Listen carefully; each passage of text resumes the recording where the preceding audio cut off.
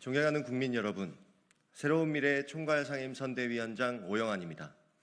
대한민국의 미래를 결정지을 22대 국회의원 선거 투표가 내일로 다가왔습니다.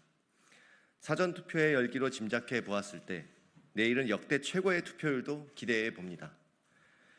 정치가 국민의 삶을 보듬지 못했어도 더 나은 대한민국을 향한 국민들의 바람마저 꺾인 것은 아니었습니다.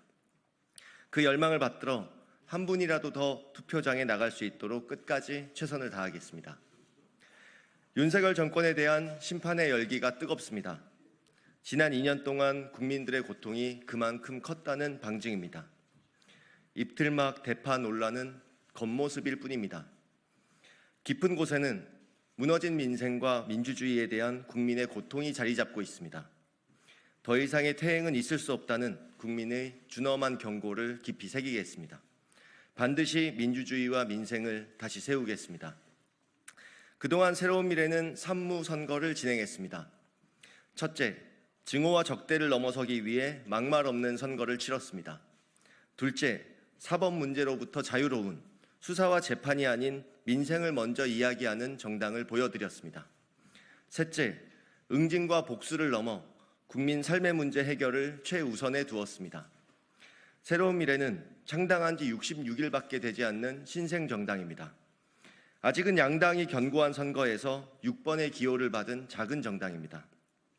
그래서 더욱더 상대를 비난하고 혐오를 조장하는 정치적 수단에 흔들릴 때도 있었습니다. 그럼에도 불구하고 국민들께 드린 약속을 지키고자 최선을 다했습니다. 때로는 답답하다는 핀잔을 감수하면서도 대화와 타협을 꾸준히 이야기했습니다. 모두가 외면할 때 모든 당력을 쏟아 의료 대타협위원회 구성을 촉구한 것도 그 일환이었습니다.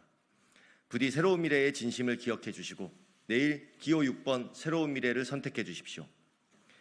존경하는 국민 여러분, 새로운 미래의 총괄상임 선대위원장으로 오늘 이 자리에서 간절한 마음으로 호소드립니다. 새로운 정치, 새로운 미래의 씨앗을 지키고 키워주십시오. 산업화 민주화를 넘어 다원화의 시대에 새로운 정치가 꽃필 수 있도록 도와주십시오. 만약 새로운 미래를 선택해 주신다면 지금껏 그래왔듯이 다음 약속은 반드시 지키겠습니다. 첫째, 극단적 대결 정치를 끝내고 반드시 대화와 협력의 정치를 복원하겠습니다. 그래도 민주주의가 옳다는 것을 증명해내겠습니다. 김대중 전 대통령은 국민과의 대화를 통해 정치가 결코 독재자들의 것이 아닌 우리 서민들의 것임을 보여주었습니다. 노무현 전 대통령은 검사와의 대화를 통해 베일에 쌓인 권력의 장막을 걷어내고 결국 권력은 국민에게 통제되어야 됨을 보여주었습니다. 당장은 처단과 응징이 당장의 과제인 것처럼 보여도 결국 국민들께 이로운 정치는 대화와 합의입니다. 당장은 대결이 쉬워도 결국은 협력이 정치의 본질입니다. 무엇보다 민주주의를 기만하고 국민들의 입을 틀어막는 윤석열 정부를 제대로 심판하는 것은 대화와 협력의 테이블로 나오게 만드는 것입니다. 올바른 정치를 복원하기 위해 새로운 미래를 선택해 주십시오. 둘째, 막말을 쏟아내는 증오 정치를 넘어 오직 민생을 위해 일하는 정치를 열겠습니다. 선거 시기 민생은 누구나 이야기하지만 진정성과 실천, 태도는 실종된 채 결국 낡은 언어에 그치게 된 오늘입니다. 대통령이 물가를 모른다며 대파 논쟁이 벌어지고 비난은 난무해도 정작 비난하는 이들의 민생 정책과 그 실행 방안은 찾아볼 수 없었습니다. 새로운 미래는 매일 민생을 이야기했습니다. 오른 물가를 근본적으로 잡기 위해 유통구조를 개선하는 금사가 방지법을 준비하고 약속했습니다. 새로운 미래의 선거운동에 빠지지 않고 등장하는 단어가 바로 민생이었습니다. 민생이라는 단어가 더 이상 권력 다툼의 수단에 불과하지 않도록 국민 여러분, 내일 새로운 미래를 선택해 주십시오. 여러분의 선택이 금사과보다 값진 한 표가 될 것입니다. 마지막으로 진영 내의 반칙과 특권을 감싸는 정치를 버리고 그래도 공정한 나라를 만들기 위해 힘차게 전진하겠습니다. 이번 총선은 어느 때보다도 막말과 각종 법적 문제들이 난무했습니다. 더 큰 문제는 최소한의 가이드라인이 무너져 여당과 제1야당 모두 끝내 자당의 흠결은 외면했다는 점입니다. 이 선거가 끝나면 결국 그 모든 후과는 국민들이 감당해야 할 것입니다. 무엇보다 공정한 나라를 바랬던 청년 유권자들의 마음을 어루만지는 정치는 끝내 등장하지 않았습니다. 새로운 미래를 선택해 주신다면 그래도 공정한 나라 반드시 만들겠습니다.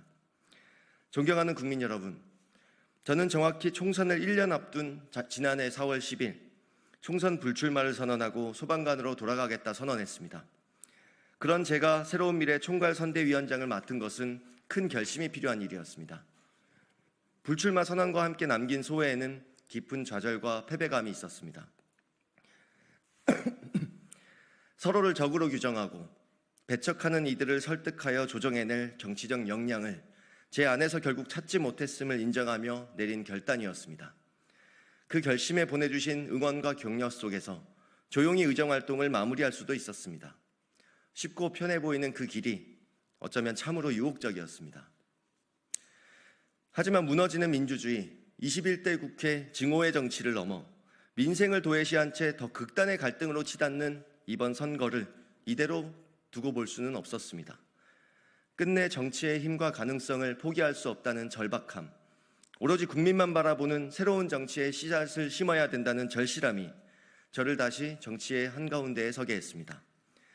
21대 국회가 끝나면 저는 다시 국민 곁의 소방관으로 돌아갈 것입니다.